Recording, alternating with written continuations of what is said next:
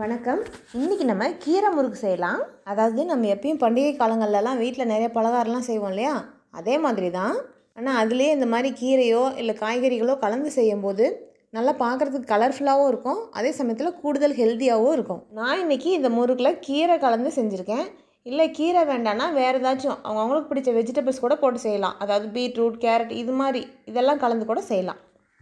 சரி, இப்போ நாம் கீரை முறுக்கு செய்ய ஆரம்பிக்கலாம். முதல்ல முறுக்கு செய்கிறதுக்கு தேவையான அளவுக்கு அரிசி எடுத்து நல்லா கழுவிட்டு 4லேருந்து 5 மணி நேரம் வரைக்கும் ஊற வச்சிடலாம்.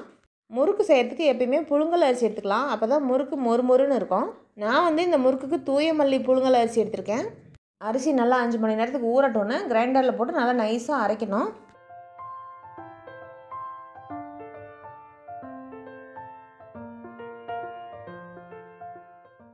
இந்த அரிசியை அரைச்சிட்டு இருக்கட்டும். அதுக்குள்ளே இதில் கலக்கிறதுக்கு நம்ம கீரையெல்லாம் க்ளீன் பண்ணி கட் பண்ணி எடுத்து வச்சுக்கலாம்.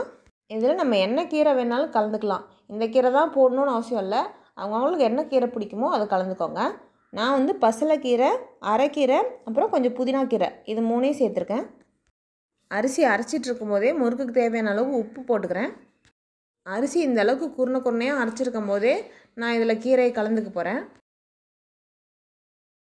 நான் கீரையை கட் பண்ணி வச்சு அரிசி குருணையாக அரைச்ச உடனே கிரைண்டர்லேயே கீரையை போட்டு அரைச்சிக்கிறேன். ஏன்னா முறுக்கு செஞ்சதுக்கப்புறம் முறுக்கில் கீரை அங்கங்கே தெரியணுங்கிறதுக்காக தான் நான் இந்த மாதிரி போட்டு அரைச்சிக்கிறேன். அப்படி இல்லை முறுக்கு சுட்டதுக்கப்புறம் கீரை அங்கங்கே எனக்கு தெரியக்கூடாது, வெறும் கலர் மட்டும்தான் க்ரீனாக இருக்கணும் அப்படின்னு நினச்சிங்கன்னா ஒரு மிக்ஸி ஜாரில் கீரையெல்லாம் போட்டு நல்லா நைஸாக அரைச்சிக்கிட்டு கிரைண்டரில் மாவு அரைச்சிட்டு இருக்கும்போதே கொஞ்சம் கொஞ்சமாக போட்டு கலந்துக்கோங்க.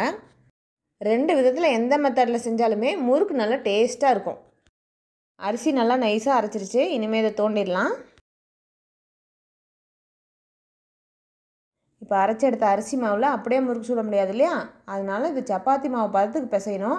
அதுக்கு தேவையான அளவுக்கு கடலை மாவு சேர்த்துக்கிறேன். நான் இதில் கடலை மாவு மட்டும் சேர்த்துக்கிறேன். இதில் வேணும்னா வறுத்து அரைச்ச உளுந்து மாவு அப்புறம் பொட்டுக்கடலை மாவு இது 3 சரிசமமாக எடுத்து கூட சேர்த்துக்கலாம். அப்புறம் ஒரு 2 தேக்கரண்டி வெண்ணெய் சேர்த்துக்கணும். இதில் 1 தேக்கரண்டி ஜீரகம், 1/2 தேக்கரண்டி ஓமம் சேர்த்துக்கிறேன். அவ்வளோதான். இனிமேல் இதெல்லாம் சப்பாத்தி மாவு பதத்துக்கு நல்லா பிசைஞ்சிக்கலாம். மாவெல்லாம் நல்லா பிசைஞ்சிச்சாச்சு இல்லையா, இனிமேல் முறுக்கு சுட ஆரம்பிக்கலாம்.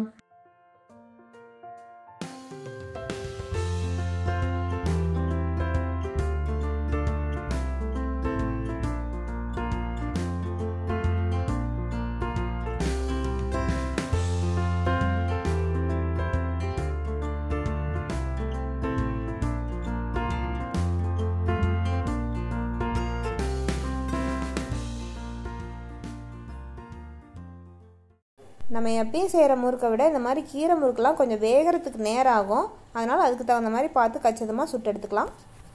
அவ்வளோதான், சுட சுட சூப்பரான கீரை முறுக்கு தயாராகிடுச்சு.